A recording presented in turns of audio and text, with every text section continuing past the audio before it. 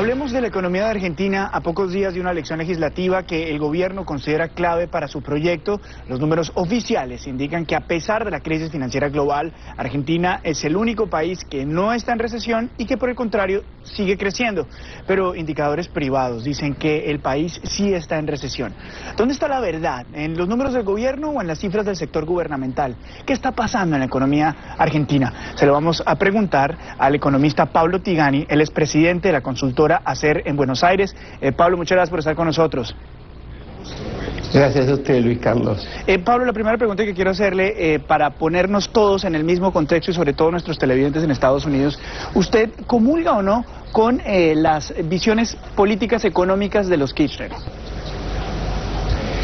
Bueno, yo no comulgo con ningún político ni con visiones económicas que no sean pragmáticas. Creo que en este momento el gobierno de Cristina Fernández está haciendo casi lo mismo que están haciendo los países líderes, aplicando políticas activas para evitar situaciones extremas de desaceleración de la actividad económica, y por ahora las cosas van bastante bien.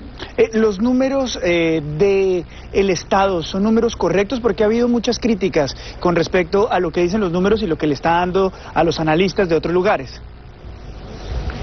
En realidad no hay ningún consultor privado que esté en condiciones de decir cuáles son los verdaderos números, porque en Argentina no hay ninguna consultora que cuente con más de 10 economistas profesionales, de modo que difícilmente pudieran estar en condiciones de aplicar rigor científico para enfrentarse al INDEC, que es el instituto oficial. De todos modos, sabemos que en el INDEC han ocurrido algunas cuestiones de carácter político que tal vez estén distorsionando las cifras, pero yo creo que la verdad no está ni del lado del gobierno ni del lado de los consultores pesimistas full time.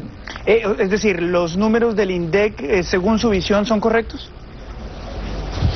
Los números del INDEC probablemente en cuestión de precios relativos tengan alguna distorsión porque se han hecho modificaciones, así como se hace en Estados Unidos cada tanto tiempo, se inventa la inflación core o algún otro tipo de denominación. Creo que en Argentina es un poco más desprolijo, pero no es diferente que en otras partes del mundo. Ahora, yo estoy leyendo aquí varios reportes y tengo en mis manos, este es un reporte de Goldman Sachs.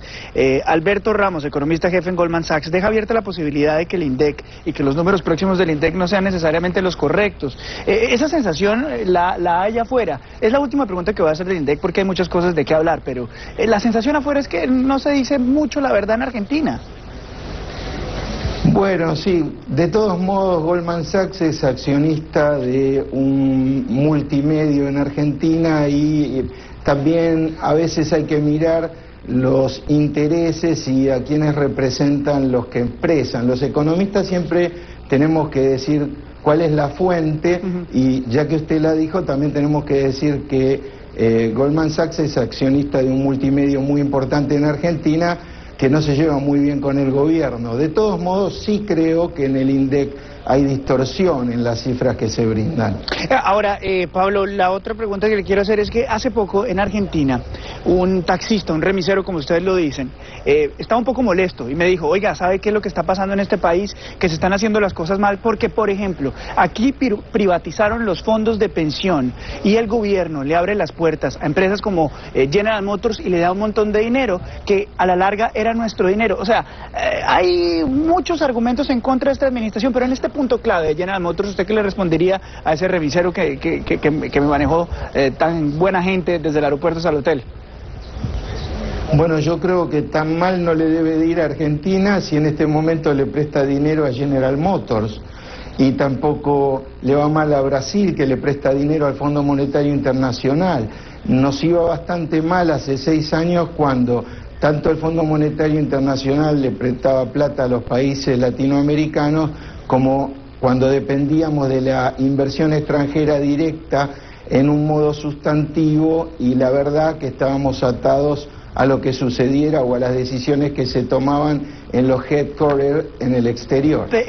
A mí me queda un poco difícil, digamos, entender todo esto en el argumento de, si uno ve las cifras de Argentina, más o menos en la época de los 60, era la nación latinoamericana más próspera. Si uno lo veía hace 100 años, la Argentina estaba dentro de las 10 naciones más ricas del mundo. O sea, es muy difícil ver esto cuando uno ve los números de desempleo creciendo, cuando ve que por ahí hay alguna controversia acerca de los números, y defender las políticas económicas en este momento cuesta un poco de trabajo. ¿Qué piensa usted?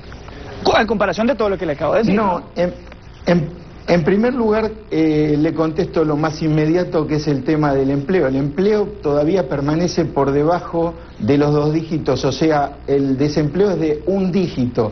La cifra de desempleo de Argentina está por debajo de la tasa de desempleo de Estados Unidos. Evidentemente, el gobierno ha aplicado todo su empeño y toda su fuerza para proteger la producción y el trabajo. Con respecto a los temas de la historia argentina, nosotros tendríamos que tener un programa mucho más amplio para poder explicarlo. Es evidente que las políticas que se aplicaron a partir de 1976 en adelante, cuando Argentina solamente debía 7.700 millones de dólares, nos llevaron a una deuda de 150.000 millones de dólares a finales de 2001. Todo el enfoque de política neoliberal que se aplicó en casi todo el mundo y que hoy está siendo rectificado a partir del liderazgo del mundo, que es desde los Estados Unidos, con políticas más activas, con más regulación, con más controles, eran las políticas que nos ayudaban a crecer. También nuestros televidentes entienden el argumento sobre echar la culpa a los neoliberales. Tengo que recortar acá porque desafortunadamente se acaba nuestro tiempo en el satélite. Muchísimas gracias, Pablo, por acompañarnos y por estar con nosotros aquí en Economía y Finanzas. Gracias a usted, Luis Carlos. Muy amable, muy gentil. Esta entrevista también está en nuestro sitio en internet, cnnenespañol.com.